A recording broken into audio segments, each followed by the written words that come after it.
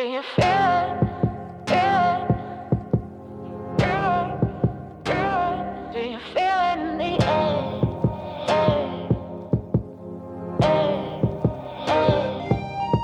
Do you feel it? Feel it? Do you feel it? Feel it? I can feel it in the air.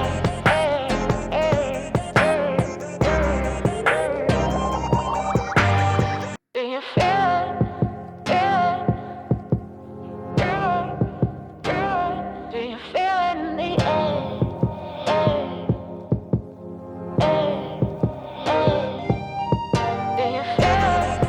Feel it?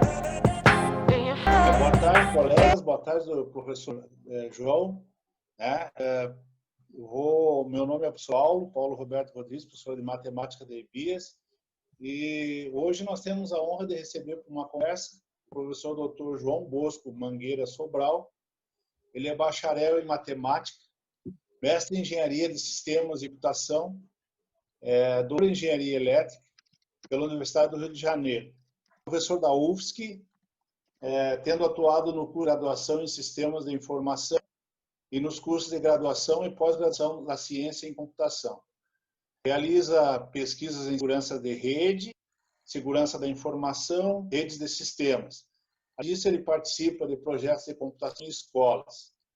É também membro da comunidade Cachoeira do Bom Jesus, que é muito importante, sendo um colaborador da nossa escola.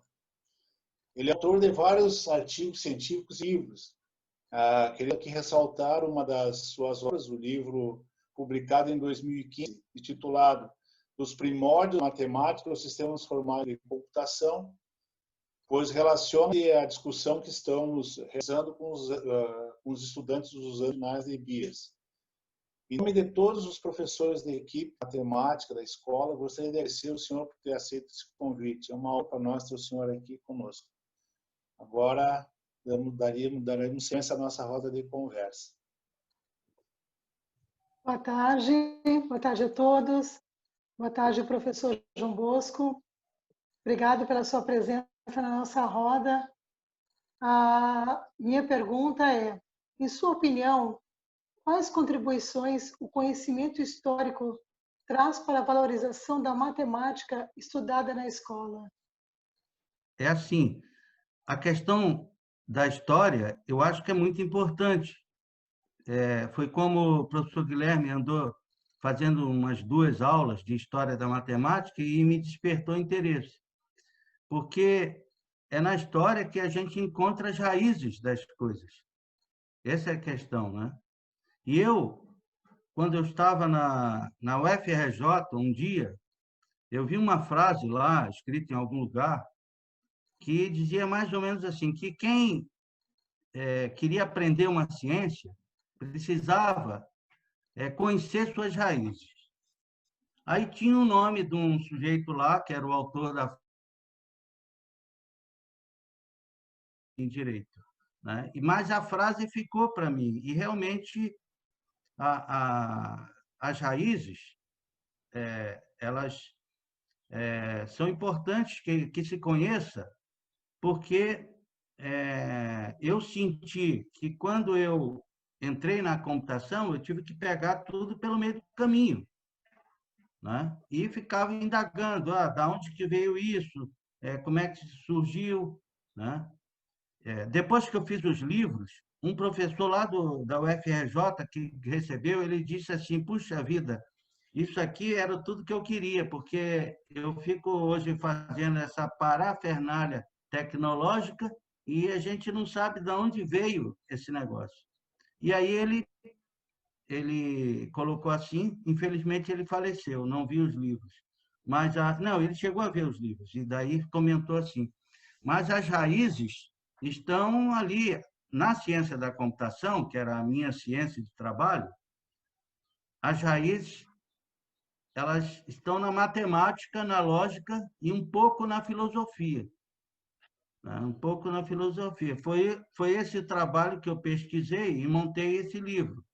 Na realidade, eu organizei o livro, porque as coisas estão na internet, estão nos livros, estão tudo por aí, e fica difícil que chegasse, né, a a ter uma visão desse todo.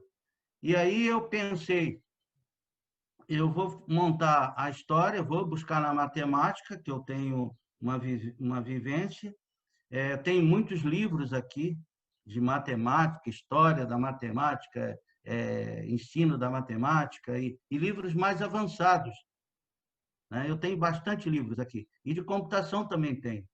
Então, eu busquei nesses livros e na internet e montei esses 2 volumes, né? E aí eu fui seguindo. Uma das coisas que eu pensei foi buscar os personagens, porque normalmente os livros falam nas pessoas, mas não mostra a cara das pessoas. Aí eu fui buscar, coloquei as fotos, né, que eu encontrei na internet, fotos assim históricas, de pessoas que criaram essas ideias fantásticas e que redundaram nisso tudo. Então, a questão das raízes da história é que a história tem as raízes das coisas, né? Então, eu, quando era aluno, acho que no fundamental, no ensino médio, não dava muito valor para a história, mas hoje eu dou. Hoje eu não tenho muito tempo, estava lendo um livro agora sobre a história da fundação da cidade do Rio de Janeiro. Uma loucura completa. Cheguei à conclusão que lá era guerra o tempo todo e continua a guerra até nos dias de hoje. É de outra forma agora. Então, Professor, professor, pensando, às vezes o aluno pergunta da onde, por que eu tenho que estudar isso? Quem é que inventou? Da onde saiu essa ideia, né? Para ele entender para que serve. E a história, muitas vezes, nos mostra para que serve aquele conhecimento. sim, Foi uma necessidade humana de criar aquela matemática para resolver um problema real enfrentado, né? Então, a importância da história, né, ela aparece nessas perguntas que os alunos nos fazem mesmo, né? Todos os dias na sala de aula. Então, que bom que tem alunos que perguntam, né? Tem alunos que perguntam de onde vêm essas coisas. Professor João Bosco, em seu livro Os Primórdios da Matemática aos Sistemas Formatos da Computação, a matemática é apresentada como uma ciência das regularidades. Poderia explicar o que isso significa em termos gerais, professor? Sim. Essa palavra regularidade, ela ficou meia... parece que dá a entender que é tudo muito certinho, né? Muito regular. Mas, na realidade, o que eu entendi é assim, que, por exemplo, o caso da estatística agora do Covid, né? Então, já se sabe que em março, no dia tal, morreram tantos, no outro dia morreram tantos, no outro dia morreram tantos, e que o número de mortes foram aumentando, né? Foram aumentando, e os números, eles, na realidade, eles não têm uma mudança muito drástica, muito brusca. São números que ficam ali. Hoje, o número de mortes está em torno de 1.000, mais ou menos, por dia, não é? No Brasil todo. 1.000, aí num dia morre 1.056, mas no outro dia morre 987, e fica nessas faixas, assim, por exemplo, esse número, ele não vai a 10.000, depois volta em 1.000, né? Então, existe ali uma faixa onde os números trabalham, e daí que eu entendo a regularidade nessa questão de não haver mudanças bruscas, né? E também a questão da interrupção do fenômeno, né? Foi nesse sentido. E aí, só para completar, né?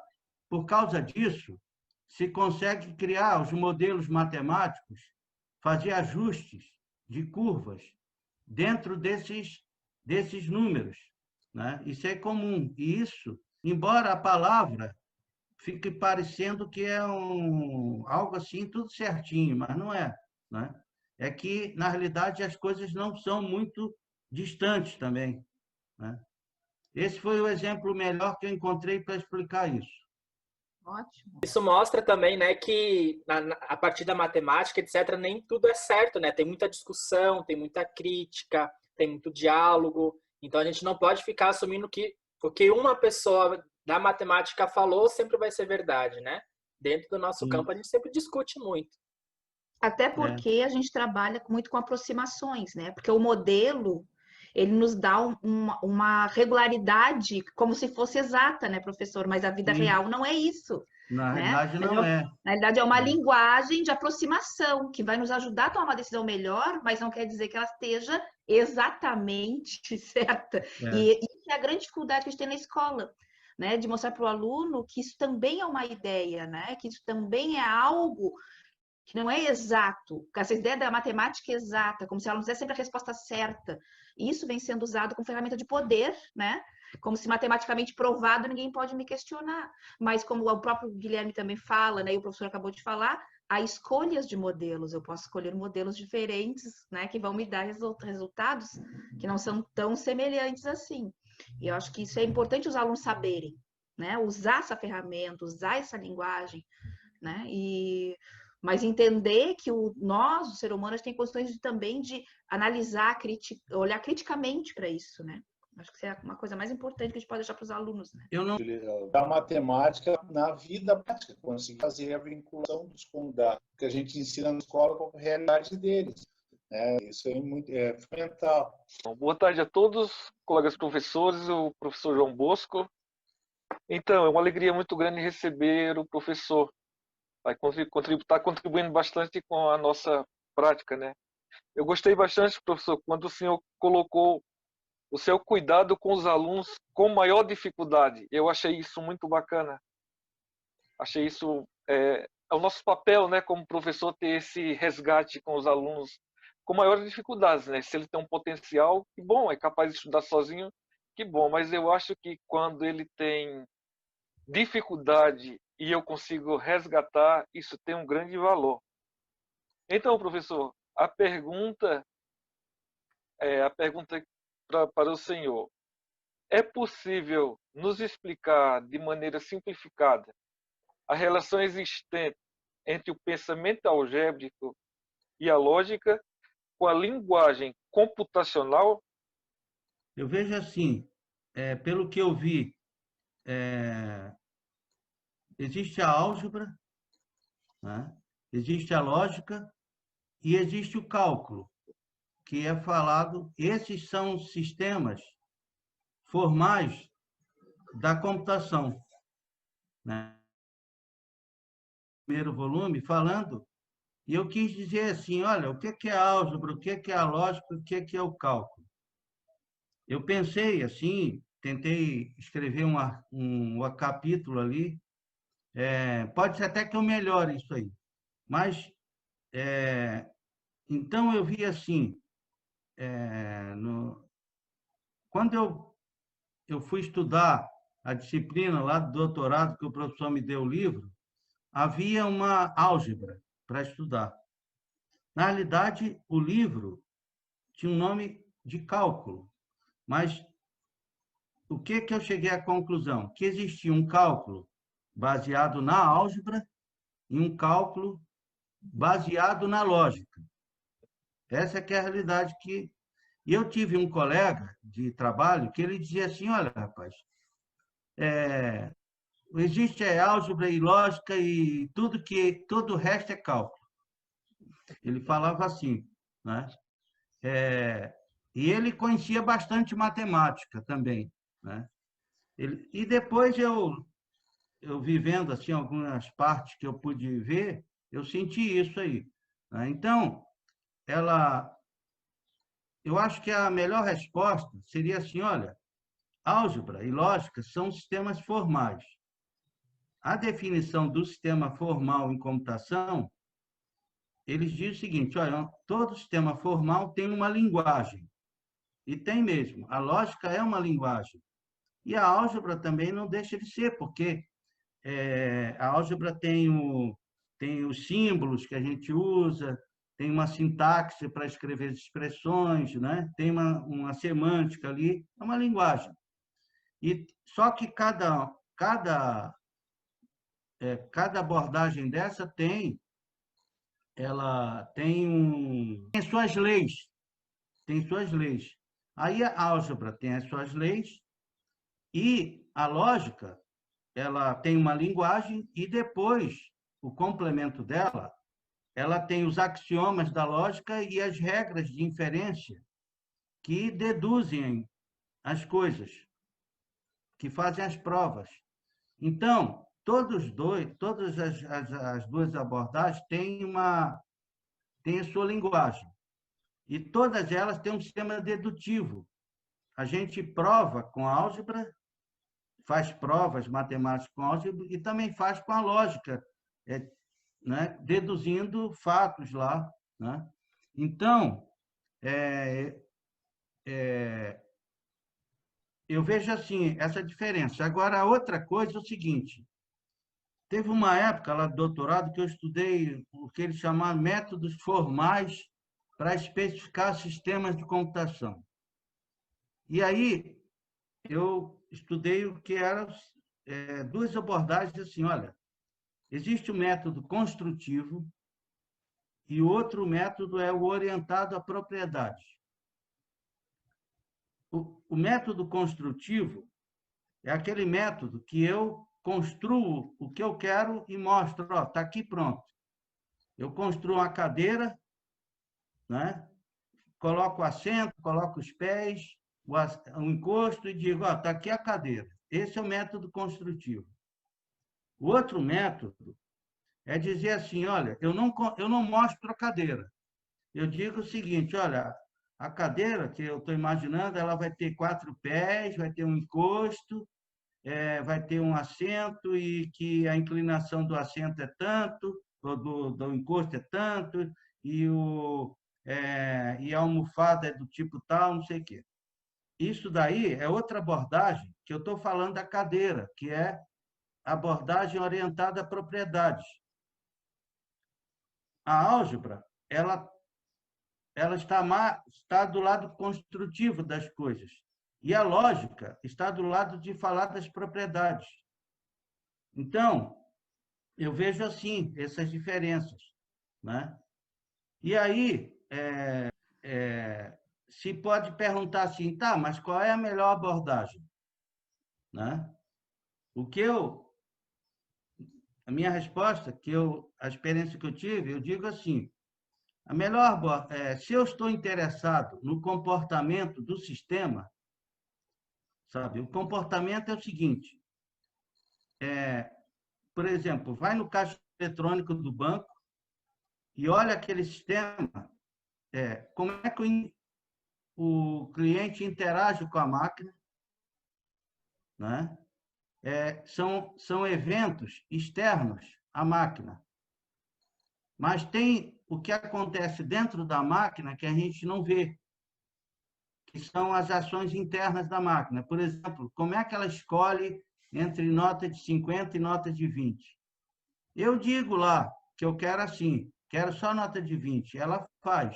Né? E aí, eu também posso escolher. Eu quero de 20, o outro quer de 50, mas isso aí tem o nome, a escolha determinística, porque o usuário tem controle em cima disso. E dentro lá da máquina, ela pode também fazer a escolha dela, que foi projetada para isso. E aí, a máquina escolher. Eu não tenho nota de 100, vou te dar de 10 reais. Né? Porque é o que eu tenho aqui. A máquina pode, eu acho que ela pode fazer isso, e te dar um monte de nota de 10 reais lá. Para te pagar 10 mil reais, vamos supor. Então, se eu estou preocupado com a questão do comportamento externo, eu acho que a álgebra é melhor. Né? Foi a experiência que eu tive. E se eu estou interessado nas propriedades da máquina, a lógica é melhor. Né? Então, eu vejo assim, né?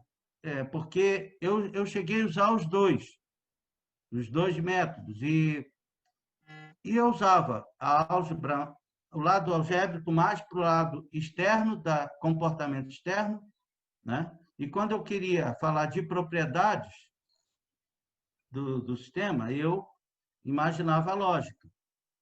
Existe uma lógica que a gente estudava chamada lógica temporal.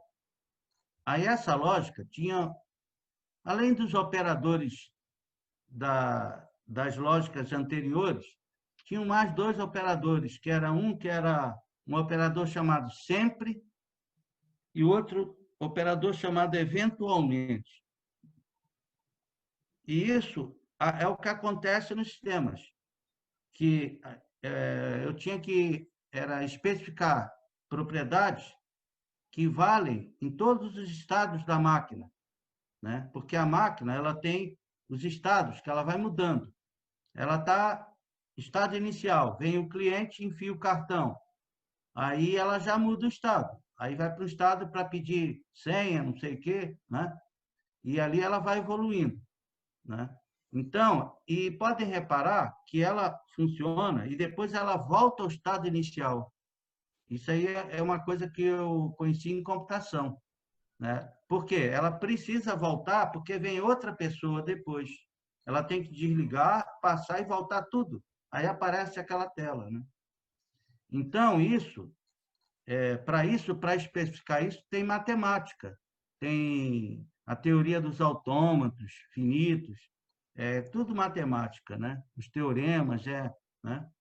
Olhando para essa tecnologia, né, que cada dia avança mais, né? E nós temos, dentro da nossa realidade da escola, vários estudantes com dificuldade de aprendizagem, né? Algumas pessoas com deficiência, né? Alguns estudantes que às vezes têm dificuldade de interação, né? Nós temos na escola estudantes que precisam do braille, que precisam do leitor de voz, precisam muita tecnologia.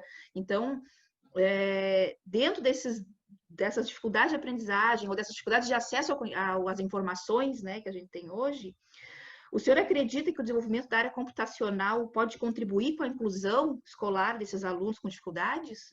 A área computacional está desenvolvendo coisas que pode ajudar na escola? Eu imaginei a dificuldade do aluno sendo mais assim cognitiva, porque tem alunos que têm mais facilidade para entender esse lado computacional rapidinho, e tem outros alunos que demoram. O que dizem é que tem pessoas que têm um raciocínio mais lógico e outros menos lógico. E esses que têm mais lógico têm mais facilidade para a computação. Porque o que, na realidade, as coisas é assim, olha, nós estamos no ramo do ensino, temos vocação para ser professor, né? Todos nós. Mas eu não tenho vocação nenhuma para ser comandante de avião, por exemplo, né? Eu não tenho vocação nenhuma para ser o quê? Trapezista de circo, mas tem as pessoas que têm essa vocação. É impressionante isso, né? Então, eu imaginei a dificuldade assim, num caso normal. Mas professor, a gente pode ter um aluno com deficiência que seja muito bom na lógica, né?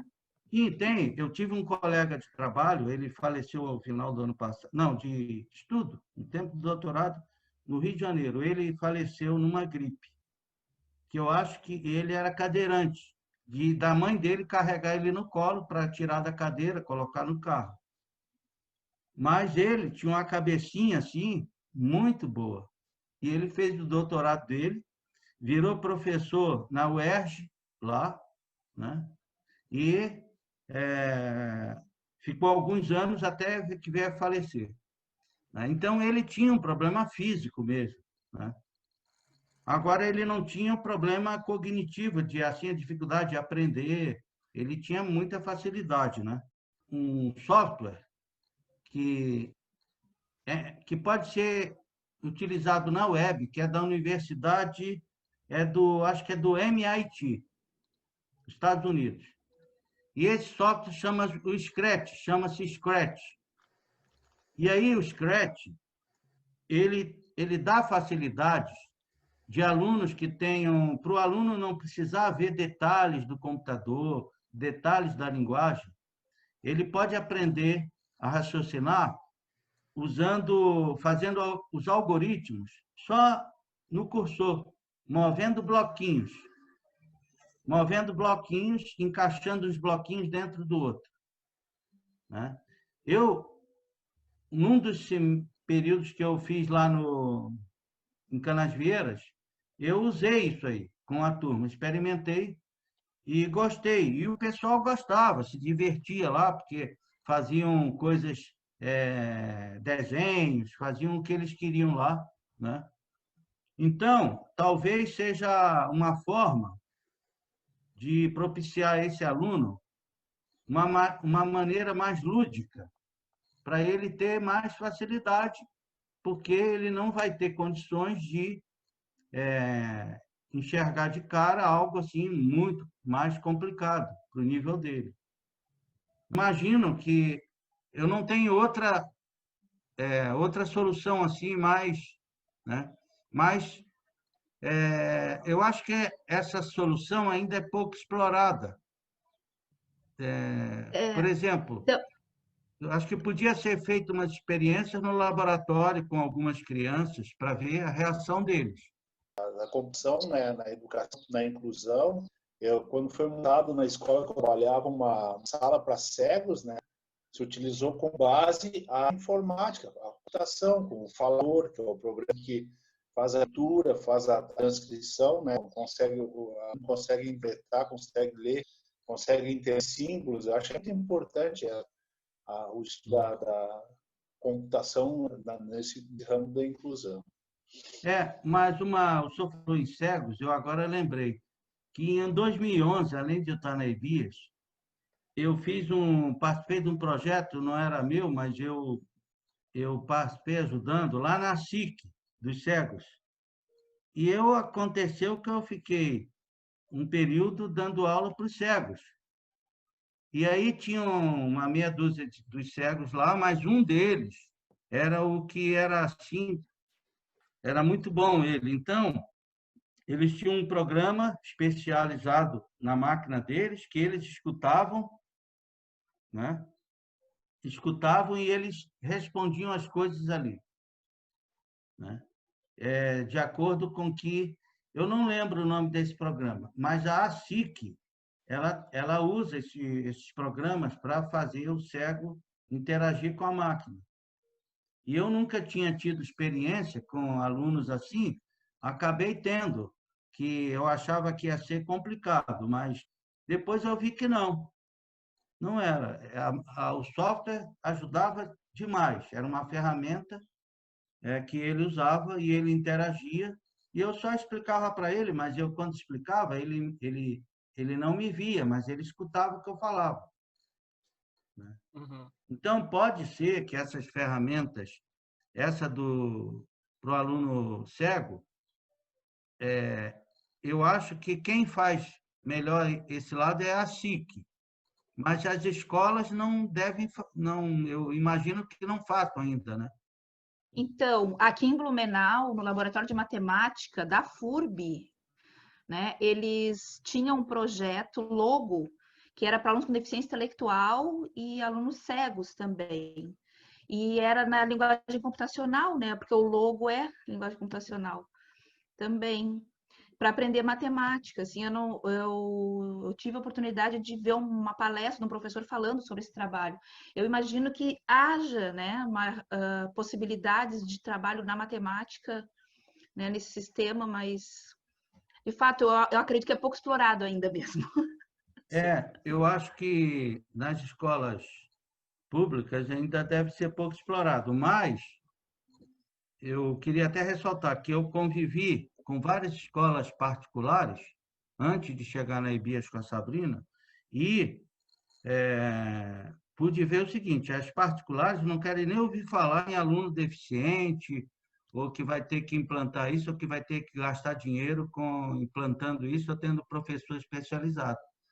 As únicas escolas que eu conheço que tem ainda alguma coisa para o aluno deficiente ainda é a escola pública municipal, né? Sim. Não sei a estadual, mas a municipal eu conheço, porque eu conheço o trabalho ali da Rosângela, da EBIAS, e ela faz esse papel, né? ela trabalha diretamente com esse lado. E na escola particular, nem pensar em Rosângela lá, né? Porque eles não gostariam de ficar pagando para alunos, né? Aí eu conheci um caso de uma menina, ela tinha síndrome de Down, e ela era filha da empresa, da dona, de uma das donas da família da dona da Canasvieiras, do ônibus. E ela pagava uma professora para assistir a menina, por fora. Pagava, como ela podia pagar, ela pagava essa professora para dar aula para a menina em casa e cuidar na escola também. Mas a escola lá não gostava da professora lá, sabe? Só que a menina ficava lá, assim, meio isolada, ninguém dava conversa com a menina. E eu, por conhecer a professora, e a professora falava muito na menina, ela, quando me via lá, ela vinha correndo, me abraçava, né? E eu ficava pensando, puxa vida, a escola, não, a menina está no meio de todo mundo que é igual, que é diferente dela, né? Aí chegava no recreio, ninguém estava junto com ela, os outros alunos, né? Pois é, né, professor? Isso mostra que, apesar de todas as dificuldades que a escola pública passa hoje, ela ainda é a única escola que se põe como inclusiva, né? Que tenta, com suas Mas dificuldades, atender a todo mundo. sabe, essa ideia dos projetos, todas as escolas que eu falei, que eu andei aí, eu falava nesses projetos. Todo mundo achava assim, quer dizer, eles não procuravam se aprofundar muito para coisa, mas ninguém quis saber, né? Ninguém quis saber disso aí, né? E eu não queria nem cobrar nada, ganhar dinheiro para a escola, não.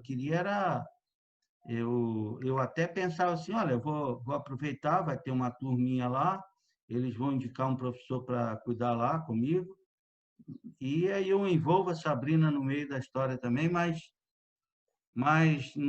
isso nunca aconteceu, né? Eu passei para eles os links, eles não, não falaram nada. Aonde eu consegui ainda falar foi na escola pública do município, foi na Cachoeira e em Canasvieiras. Uhum. Ô, E Gui, que tem ainda esses professores incumbidos, especialistas em alunos com deficiência, né? Sim, sim. Eu, quando falo da escola de vocês, eu digo assim, olha, a escola tem um corpo docente muito bom. A escola tem laboratório de música, tem laboratório de informática, tem um bosque, tem um terreno enorme, tem tudo lá. E aí perguntam para mim, tá, mas qual é o problema da escola?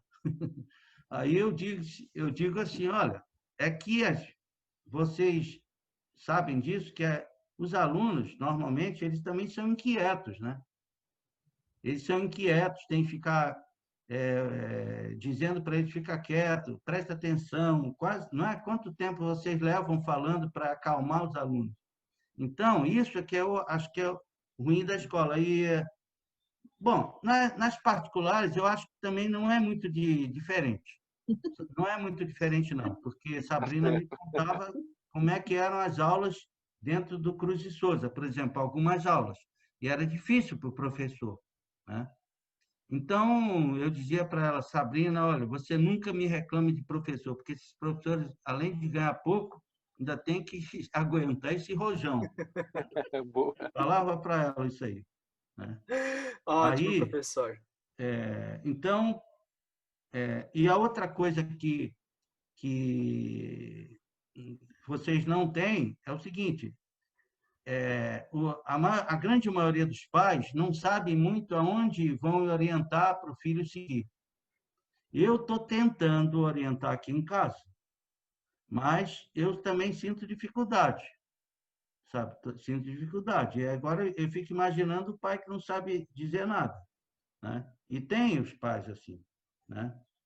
Eu quando penso na escola, eu me lembro da Marizilda, diretora, ela me sabe? Então, é duro, então é uma vida difícil. Quando terminou o ano passado, a Rosângela disse, olha, professor, tem vários professores que estão afastados por doença. E nós estamos aqui aguentando, aqui, estamos esgotados, sabe? Ela me falava assim, né? Então, eu sei o que é, né? Sim. Né? Eu não tinha esse problema na universidade, porque lá os alunos já são de 20 e poucos anos para cima, então era muito pouco, sabe? Muito pouco. Quando o Márcio ficava falando muito, acontecia alguma coisa, era fácil contornar, né? Sim, sim.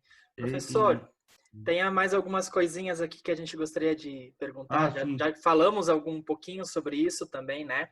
Nós temos muitos alunos que também estão interessados em seguir a área na carreira tecnológica, de computação e etc. Gostaria que o senhor pudesse nos falar um pouquinho qual é a importância, então, de dominar e estudar os conceitos matemáticos que se aprende na escola para esses nossos alunos e alunas que gostariam de seguir essa área. Qual a importância dessa matemática da escola para eles no futuro, então?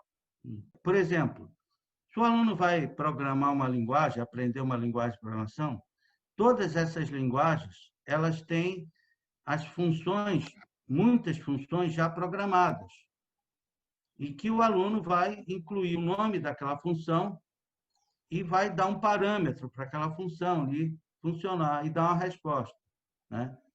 Então, essas funções, a maioria delas são matemáticas, né? E aí ele precisa, por exemplo, ele tem que saber o que é potenciação, porque tem uma função para calcular potências lá. Ele tem que conhecer radiciação, por quê?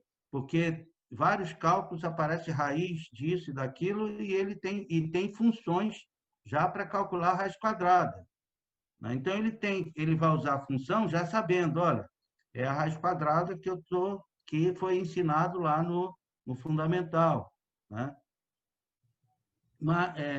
Então, eu coloquei ali, eu comecei do sistema binário, porque faz parte da história dos primórdios, né? E que é o que o computador usa lá dentro. Ele usa o sistema binário, ele não usa o nosso sistema, né? Por questões de construção da máquina. A engenharia descobriu que era mais fácil construir uma máquina em binário do que uma máquina em decimal. Então, isso é fato consumado, fato, né? E as máquinas são assim. Então, começa o sistema binário, né? Uma outra coisa que eu não aprendi no ensino médio, nem no ensino fundamental, é a questão da aritmética modular. Sabe? Essa aritmética, ela podia ser incluída no fundamental, porque ela é muito comum existir na computação coisas que se repetem. Por exemplo, nós estamos aqui num sistema, vocês estão de um lado, eu estou no outro, cada um está na sua máquina, e o sistema eles se comunicam, tem uma comunicação. Essa comunicação, elas são mensagens. E tem um software chamado protocolo de comunicação, que tem um lado que emite as mensagens e o outro recebe as mensagens. E essas mensagens são numeradas.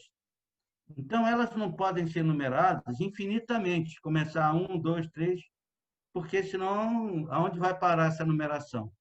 Então, o que é feito? As mensagens são numeradas de 1, vão até 25. Depende da construção lá.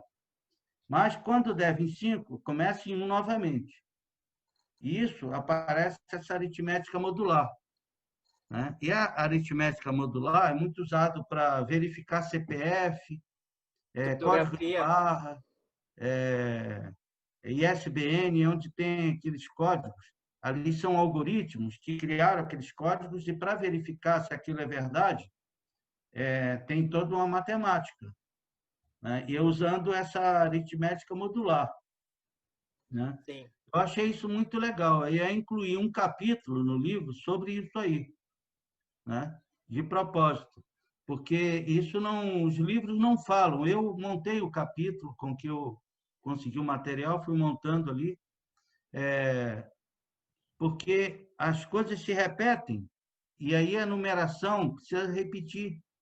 Sim. E o caso mais fácil do aluno entender é mostrar o relógio dos ponteiros analógicos e dizer para ele, olha, tem a parte da manhã que vai até de 0 a 12, mas de 12, quando volta no 0 outra vez, né? Chega em 12, volta em 0. Aí fica meia-noite, meio-dia, meia-noite, meio-dia, meia-noite, meio-dia, né? E aí tem uma conta, eu até botei um exemplo lá, olha, se vocês quiserem, nessa aritmética modular do relógio, somar 9 horas mais 6 horas, não vai dar 15 horas, a não ser que eu tenha o módulo 24 horas. Vai dar 3. 9 mais 6 vai dar 3, na aritmética modular com módulo 12, repetindo em 12. Né? E isso existe muito aplicado nessas coisas. Né? E não é muito difícil ensinar isso. Não. É muito fácil ensinar em sala de aula. E talvez vocês possam incluir, convencer a secretaria que tem que ter isso no currículo, lá nas disciplinas. Muito fácil. E tem a própria internet tem muitos exemplos disso. Aí eu consegui alguns exemplos na internet e coloquei no livro de uso dessas coisas, né? Então, falando para eles, olha, tem que saber essas coisas. Se você quer depois programar computador, então as funções. Tem uma coisa, você não dá para falar para os alunos assim em séries de potência, não dá, né? Mas só que o computador calcula as funções, calcula função seno, não sei o quê. Aí ele calcula isso com uma série de potência e ele trunca. E ele te dá um resultado. Né?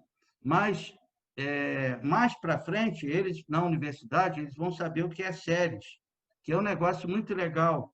Né? Que a gente pode dizer assim, olha, essa história de que a soma não se altera quando se altera a ordem das parcelas, isso é falso lá nas séries. Né? Não é? Se a soma é infinita, vai alterar. Né? É bem legal isso. E aí eles não sabem. Né? E, então, tem que saber essa matemática para entender como é que o computador faz. Né? Sim. E aí eu lembrei de algumas áreas, né? Algumas áreas, assim, por exemplo, banco de dados é uma área que o aluno de computação tem que aprender. Então, lá aparece uma álgebra chamada relacional, e é relação mesmo, de teoria dos conjuntos. Né? Teoria dos conjuntos. Aí você pega uma tabela do banco de dados que tem, olha, você, seu nome, você, seu endereço, tem sua idade, tem sua altura, sua não sei o quê, tá, seu telefone, tá aí uma tabela. Aí vem o outro aluno, né? E aí dá para explicar para eles, olha, a tabela, você instala o banco, não tem nada lá dentro, olha aí o conjunto vazio lá dentro. Né?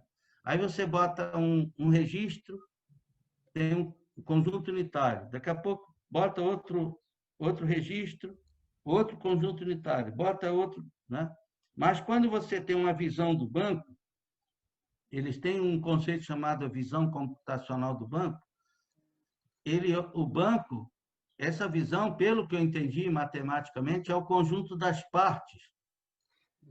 É o conjunto das partes, que você olha em dados instantes, o que tem, tinha o conjunto vazio, agora eu estou olhando que tinha 1, agora eu estou olhando que tem 1 e mais o segundo, e assim vai. Aí, se você for olhar, isso dá o conjunto das partes.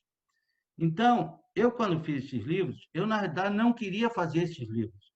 Eu fiz por ser mais fácil montar a história do que... Porque a minha ideia era montar, era ensinar para o aluno de computação a matemática usando os exemplos da computação. Isso que eu queria. E isso que eu acho que eles devem fazer lá. E tem condições de fazer, se eles quiserem. Né? Por exemplo, ensinar, isso aqui é álgebra relacional, porque vem de relação lá da teoria dos conjuntos. E aí, muita gente já disse, olha, escreve esse livro. Só que, olha, é duro imaginar tudo isso, né? Eu estou desde 2006 que eu escuto alguém dizer, escreve esse livro. Aí, Professor João, para eu a não gente sei dar se eu sequência, respondi. tem mais uma questão, né? Que tem Quer que continuar? colocar diante do surgimento das novas tecnologias tomando conta, né, várias partes do nosso dia a dia aí. Há muitos alunos, muitos jovens, eles não conhecem onde é que eles podem desenvolver, eles não conhecem as opções novas que surgiram em função da tecnologia. Por exemplo, tem quantos cursos que sobram matrículas porque os alunos não conhecem, não sabem o que se estuda, né?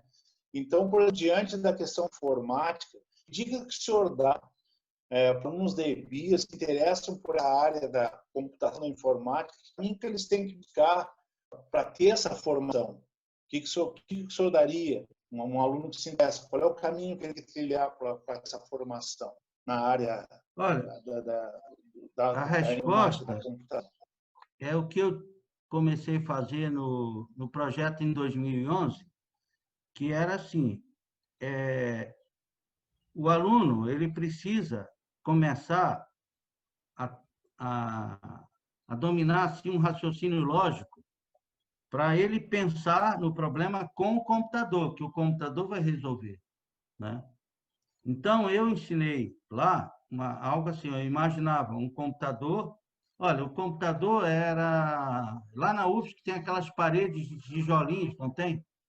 Vocês devem conhecer aquelas paredes todas de tijolinhos. Aí eu dizia, gente, a memória do computador é igualzinha essa parede, ó. Tem cada tijolinho desse é um local de memória do computador e que tem um endereço, né? Que tem um endereço. E aí tem lugares que quando eu coloco e dizia para eles assim, agora vocês imaginem dois personagens, um que põe coisas na memória, vai lá no tijolinho e coloca, armazena um número, e que se ele chegar lá, tiver um número lá gravado, ele apaga aquele número e coloca o que ele quer lá. Esse é o atribuidor. Isso é um circuito eletrônico que faz isso. E o outro era o personagem do copiador, que ia lá no tijolinho, abria o tijolinho e tirava o número, mas ele não apagava o número, ele só copiava. E dali era um circuito eletrônico que copia a memória e o outro que grava na memória. Só que quando ele grava, ele apaga o que está lá, sabe? Então, eu explicava assim. Aí, depois, ensinava uma pseudolinguagem, em português mesmo, para eles que tenha a linguagem para fazer os algoritmos. Aí explica, algoritmo é algo que todo mundo fala atualmente, mas nada mais é que uma sequência de passos finita para fazer alguma coisa. Não precisa ser nem de computador. Ó, qualquer receita de bolo é um algoritmo. Trocar pneu de um carro é um algoritmo, mas não é de computador, né? O computador também tem essa mesma ideia, de fazer sequências de passos para realizar um programa. Aí eu explicava, ensinar como é que o aluno deve aprender a raciocinar fazendo essa pseudolinguagem que não tem um computador, mas que pode ser no papel, né? E depois que ele dominar isso, uns 2 meses que ele dominar isso, aí ele pode aprender uma linguagem verdadeira. E aí ele vai passar todas aquelas ideias para a linguagem, né? A ideia de não entrar na linguagem direta é porque as linguagens já têm muitos detalhes lá. Já tem que botar ponto e vírgula, parênteses, não sei o quê, uma opção de coisas. Aqueles detalhes muito carregados. E é por isso que existe o Scratch até. Aí lá tem umas estruturas lógicas de... É interessante, só tem 3 estruturas lógicas. Uma que faz o computador repetir as coisas, né? Uma outra que diz assim, olha, se alguma coisa é verdade, faça isso. Se não, faça aquilo. Isso em português mesmo, ele aprende isso. E a outra que diz assim, olha, se isso aqui é verdade, faça isso. Se não, se for falso, não faça nada, vai adiante, né? Então, com isso, se o aluno treinar bem isso aí, esse raciocínio para fazer problemas, ele depois ele passa para a linguagem, aí ele vai ter mais facilidade, né? Passa para uma linguagem e aí ele vai. Eu acho que a idade boa são os 14 anos, que foi os alunos que nós levamos em 2011, eles estavam nessa faixa etária aí. E aí, depois disso, ele vai para o ensino médio. Aí ele já sabe pensar com o computador, ele já pode aprender uma linguagem de verdade do mercado corporativo aí. Vai nos 3 anos que ele está ali fazendo coisa, ele pode aprender até 1 ou 2 linguagens. Depende dele. E aí, quando ele sair dali, o que os meus alunos lá do sistema de informação me falavam? Eu dizia assim para eles, mas gente, vocês não estão nem informados, como é que vocês trabalham? Aí um aluno me explicou, não, professor, é assim, ó. A gente aprende algumas coisas e se candidata a um estágio numa empresa dessas aí. Aí a empresa admite a gente como estagiário, ficamos lá 1 ano, depois ela assina a carteira como um empregado da empresa, né?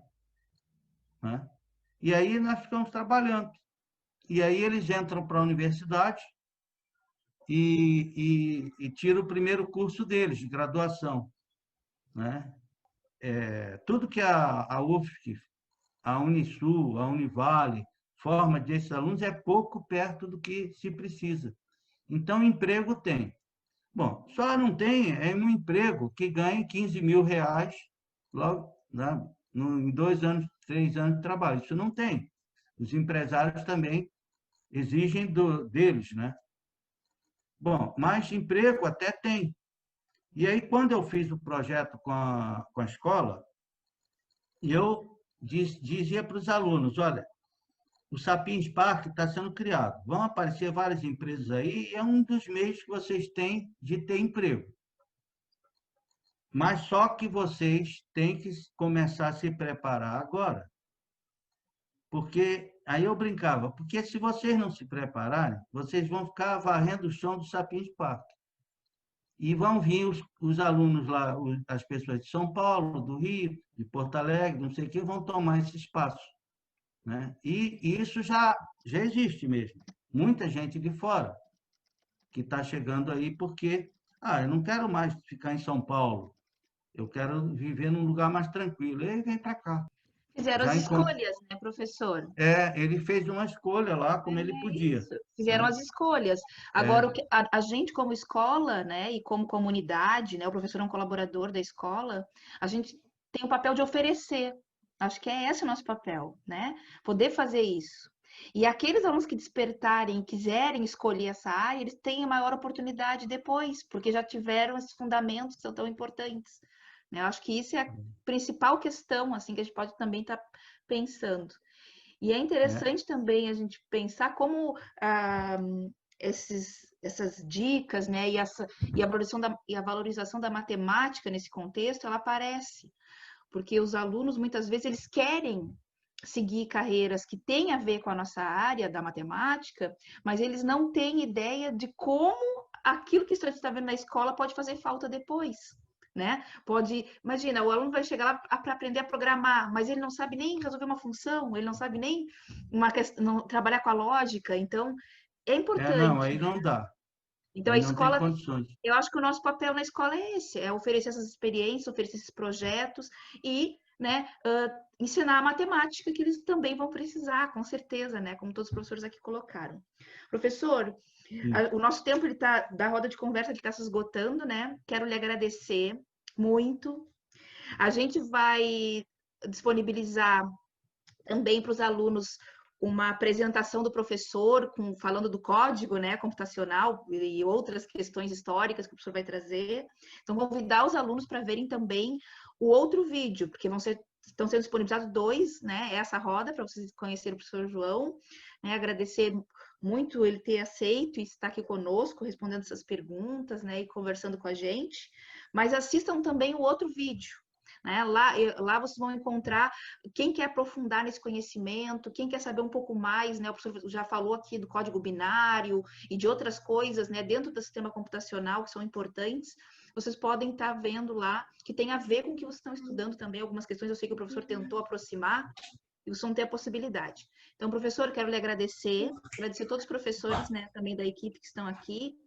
Eu estou sem imagem, mas eu estou aqui, né, e fico muito feliz, aprendi muito hoje. Muito obrigado, professor. Obrigado também. Do you feel